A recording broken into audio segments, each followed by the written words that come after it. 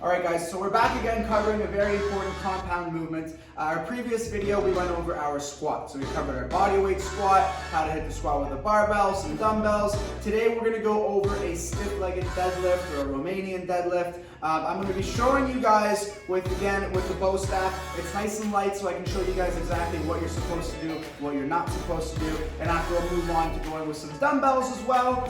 But we're going to start off by breaking down the technique, explaining what we're supposed to be thinking about and why we're supposed to be thinking about that and what the purpose of everything is. So, to start off with our deadlift, okay? Very important. You're gonna go feet about shoulder width apart, okay? Holding the bow staff or holding your barbell, holding your dumbbells in front of you. Now, compound movement means everything should be engaged. There's more than one body part working at the same time. So just because we're focusing hamstrings, glutes, and lower back, doesn't mean we're not thinking about keeping our core tight or keeping our shoulders back and engaged. So from here, think about again, gripping the floor with your toes. So you're going to start with a slight bend in the knees, keeping the barbell or bow staff or dumbbells, whatever it is you're using, in front of you.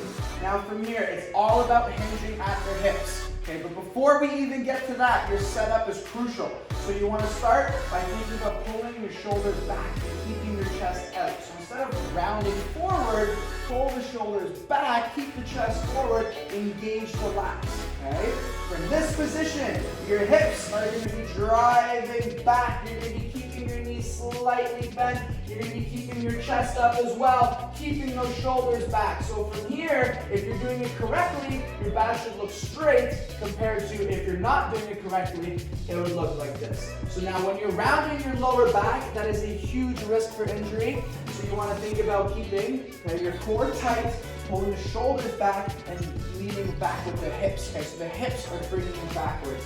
So from this position, shoulders back, core tight, hands in front of you, driving the hips behind you, keeping the back straight, keeping the chest up. Your eyes are going to follow. So if your spine is pointing upwards, your head's going to follow. As your spine goes down, your head's going to follow as well. So you do not want to peacock your head like this, okay? That's not a strong position to be in. So from here, grab nice and tight, everything is strong, knees are slightly bent, pull those shoulders back, chest up high, drive the hips behind you, keep the knees slightly bent. Now if you notice, the barbell or whatever piece of equipment you're using should be getting nice and close, riding the shins and riding the quads the whole way. If you move the bar forward, okay, you're going to lose a lot of strength and a lot of stability, and it's going to put way more stress on your low back. You want to think about keeping the barbell, okay, right in the middle of the arch of the foot, right over top. So when you're setting up, okay, you want to think about the barbell being over top of the mid part of the foot, not over top of the toes, not right on the shins, right in the middle. Okay, you want to keep everything structured, everything in a straight line. The more stable you are, the stronger you're going to be, and the stronger your movement's going to be, which is going to decrease the likelihood of injury. So again, hands in front, knees slightly bent, shoulders back, core is tight, drive the hips back, the barbell's going to come down. Now from this position, your hamstrings are loaded and engaged. So are your glutes, so is your low back. Now to go up all the way back to your starting position, think about driving your hips forward, locking out and squeezing. So at the top, you don't want to loosen up and disengage. At the top, you're still nice and strong. Hamstrings tight, glutes tight, low back tight, quads are tight, shoulders are back, everything is engaged. And again, I'm coming down, nice and slow and controlled, keeping the barbell riding the legs. Okay, and then from here, drive the hips forward and squeeze.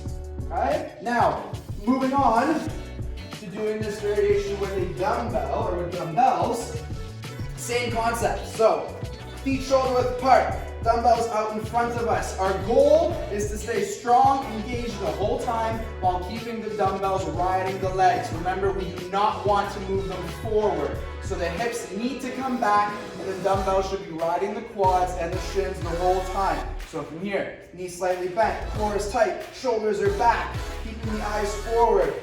Driving those hips behind us, keeping the hamstrings loaded, keeping my eyes following my spine, keeping the shoulders back, driving the hips forward, locking out and squeezing. So breathing in, control, and then up and explode, squeeze at the top. And again, breathing in, you might feel a little bit of a stretch in those hamstrings depending on how flexible you are, and then driving right back up.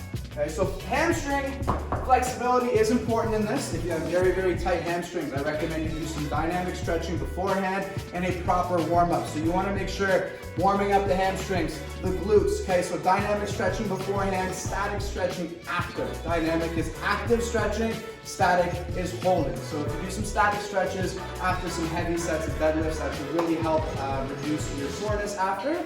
If you do some static stretches after your heavy sets of deadlifts, that should really reduce your soreness after, and that should allow you guys to be ready to go after for another couple heavy sessions of more compound exercises. So deadlifts, just like squats, compound exercises, everything needs to be moving in symphony at the same time, working together and complementing each other. If you forget to, let's say, pull your shoulders back, or if you forget to, let's say, keep the knees over top of the feet and drag your hips back, that will mess up your whole movement. Everything needs to be in line and working at the same time like a well-oiled machine for this to work properly and for you guys to see the best results. So that is a tutorial for a RDL, Romanian deadlift, a stiff-legged deadlift, whatever you want to call it. Great exercise. Try it out.